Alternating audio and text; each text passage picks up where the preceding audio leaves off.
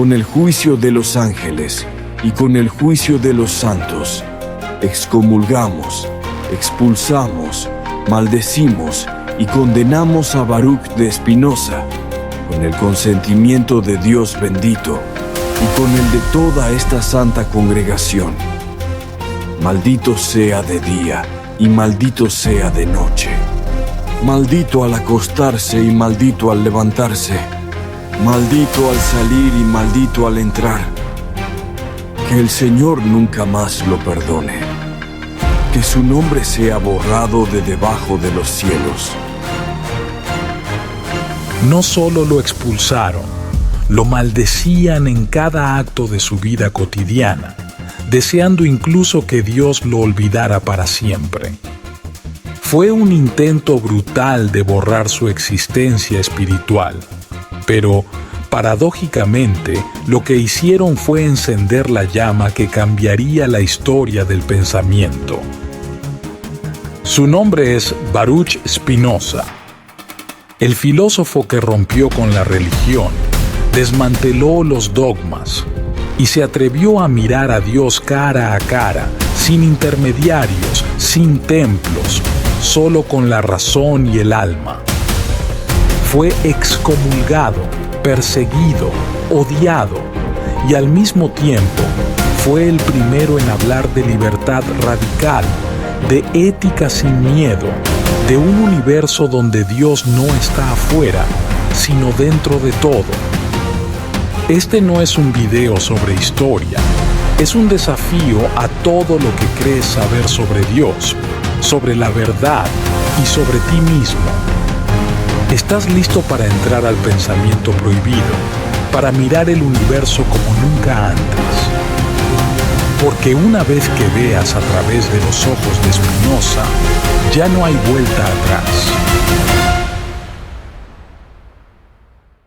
El hereje de la razón.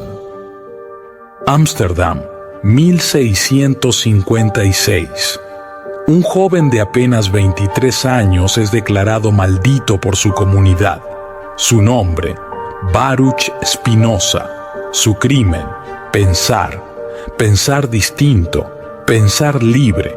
En una sinagoga llena de autoridades religiosas se proclama el herem, la excomunión más feroz. Maldito sea de día, maldito sea de noche, que el Señor no lo perdone jamás. Esa violencia no era gratuita. Spinoza había tocado lo intocable. Había puesto en duda la idea de que Dios fuera un ser separado del mundo, un juez emocional con voluntad humana. ¿Y si Dios no es alguien, sino todo? ¿Y si la naturaleza misma fuera la divinidad? ¿Te imaginas lo que significaría vivir en un universo donde lo sagrado no está en el cielo, sino en cada cosa que existe? Tras su excomunión, Spinoza abandona los muros del templo y adopta una vida humilde como pulidor de lentes ópticas. No es un detalle menor. Mientras da forma al vidrio, su pensamiento da forma a una nueva visión del mundo. Cada lente que crea es una metáfora. Busca claridad, precisión, una mirada sin superstición. Pero no está solo. Spinoza comienza a mantener correspondencia secreta con científicos, filósofos y pensadores de toda Europa. Entre ellos, el secretario de la Royal Society de Londres. Sus ideas viajan, se copian, se temen, porque lo que él propone no es una herejía menor, es una revolución ontológica. Dios no es un ser que creó el mundo. Dios es el mundo. ¿Cómo representar eso sin derrumbar los altares? Para Spinoza, Dios no tiene rostro, ni emociones, ni caprichos. No ama ni castiga. No se enoja. No cambia de opinión. No se arrepiente. ¿Por qué? Porque eso sería convertir a Dios en humano. Pero un Dios humano es justamente el que las religiones organizadas han utilizado durante siglos para justificar su poder. Un Dios que se enfada, que te observa, que te juzga. Spinoza rompe con eso. Él llama a Dios sustancia, la única que existe, infinita, eterna, indivisible. Todo lo que ves, todo lo que sientes, todo lo que eres, es Dios manifestándose. Esto no deja lugar para milagros, ni castigos sobrenaturales, ni clérigos que interpreten su voluntad. Dios no está allá afuera, Dios es el todo, y eso es imperdonable. ¿Por qué fue tan peligroso este pensamiento? Porque desarma la estructura entera del poder teológico político. Si Dios no castiga, ¿para qué necesitas sacerdotes? Si todo es Dios, ¿por qué temerle?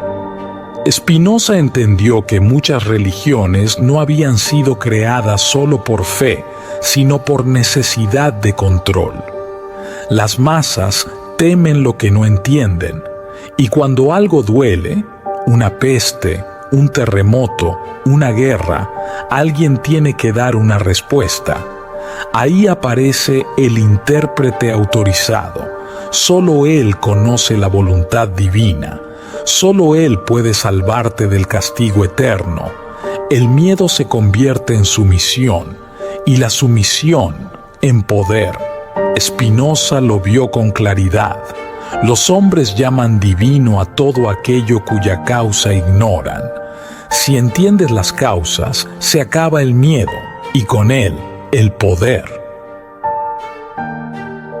En 1670, Spinoza publica anónimamente su obra más explosiva, Tratado Teológico Político, un título sobrio que esconde dinamita conceptual. Por primera vez, alguien propone analizar la Biblia no como palabra divina, sino como documento humano, con contradicciones, errores y contextos políticos específicos. ¿Cómo pudo Moisés escribir sobre su propia muerte? ¿Por qué hay pasajes que se contradicen? ¿Y qué sentido tiene que Dios actúe contra sus propias leyes naturales? Para Spinoza, la Biblia fue escrita por distintos autores, en distintos tiempos con distintas agendas. No es un código celestial, sino un espejo de las sociedades que la construyeron. Esta idea, aún hoy, es tabú en muchas comunidades. Imagina lo que provocó en el siglo XVII. El libro fue inmediatamente prohibido, su autor perseguido. Tras el escándalo, Spinoza guarda silencio, pero no deja de escribir. En secreto, desarrolla su obra cumbre, Ética demostrada según el orden geométrico. No usa parábolas ni retórica emocional. Usa axiomas, definiciones, proposiciones, como Euclides, como si la verdad sobre Dios, la mente y la libertad pudiera deducirse con la precisión de un teorema. ¿Por qué? Porque para él, el pensamiento debe ser libre de pasiones y prejuicios. La razón es la herramienta más sagrada del ser humano. En sus páginas, Spinoza afirma que el cuerpo y la mente no son cosas separadas, sino dos formas de una misma sustancia, que todo lo que sucede, sucede por necesidad, y que la verdadera libertad consiste en comprender esa necesidad, una idea que transforma todo. Spinoza era racionalista, pero su visión no era fría, era cósmica. Todo está conectado porque todo es parte de una misma sustancia infinita. Las estrellas, los pensamientos, los árboles, la música, el amor, la muerte. Nada está separado, nada es ajeno. Esta idea, que en su época parecía herejía filosófica, hoy resuena con la física cuántica, el budismo zen, el ecologismo profundo. No es asombroso que un filósofo judío del siglo XVII anticipara intuiciones que ahora consideramos esenciales para la espiritualidad moderna. Su Dios no es un Señor del cielo, es el latido mismo del universo. No castiga ni premia, solo es. Y entenderlo es la forma más pura de libertad. Porque quien comprende que todo es necesario, deja de temer. Spinoza niega los milagros, pero no por escepticismo vacío, los niega porque cree que son una ilusión creada por la ignorancia. Lo que no entendemos lo llamamos divino, pero si Dios es la naturaleza, entonces nunca puede contradecirse, no hay suspensión de leyes. No hay excepciones mágicas, solo causas aún no descubiertas. Esto no hace al mundo menos sagrado, lo hace más profundo.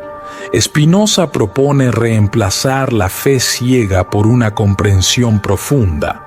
Por eso decía, un hombre libre piensa más en la vida que en la muerte, y su sabiduría no es una meditación sobre la muerte, sino sobre la vida. La fe auténtica no huye del conocimiento, lo abraza, y ahí está la línea que separa la superstición de la libertad. Spinoza no era ateo, pero tampoco era creyente en el sentido convencional. Su Dios no tiene religión, no exige templos, ni rituales, ni jerarquías.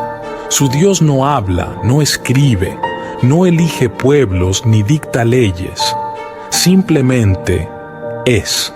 Es en el río que fluye, en el niño que ríe, en el tiempo que pasa. Para Spinoza, la religiosidad verdadera no está en los dogmas, sino en la práctica de la justicia y la caridad. No se trata de creer cosas exactas, sino de vivir con ética, con compasión, con comprensión. La fe no necesita dogmas verdaderos, sino piadosos, escribió. Su espiritualidad no divide, une, no asusta, libera. ¿No sería esa una religión más digna de Dios si es que existe algo llamado Dios? En una época marcada por censura, hogueras y guerras de religión, Spinoza defendió algo más valiente que una idea.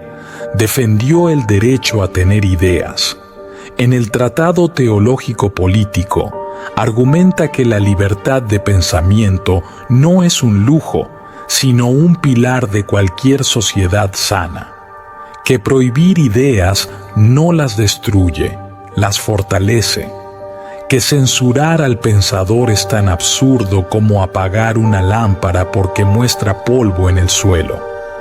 Para él, una sociedad libre no es la que impone la verdad, sino la que permite buscarla. ¿Te das cuenta?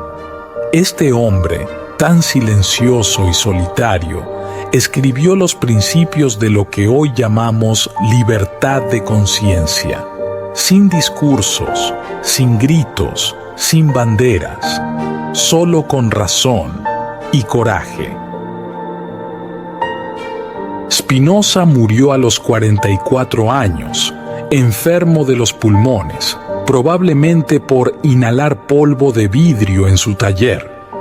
Nunca buscó fama, rechazó cátedras, privilegios, títulos, vivió en silencio, pensó en voz baja, pero dejó una semilla que, con los siglos, brotaría en las mentes de Einstein, Borges, Deleuze y tantos otros. Su ética fue publicada después de su muerte, como si hasta el último momento supiera que sus ideas debían sobrevivirlo. Y lo lograron. Hoy, Spinoza es considerado uno de los padres de la filosofía moderna. Su Dios está más vivo que nunca. porque no depende de templos, sino de miradas, de conciencia, de claridad, porque como Él mismo escribió, todo lo que es en Dios, y tú también lo eres. Este no es solo un video sobre un filósofo excomulgado, es un llamado a mirar con otros ojos, a pensar sin miedo, a encontrar lo divino no en los altares, sino en la claridad del pensamiento, en la compasión, en la belleza del mundo. Spinoza no buscaba destruir la fe, buscaba purificarla de supersticiones, liberarla de cadenas y recordarnos que el pensamiento no es enemigo de lo sagrado, sino su forma más alta.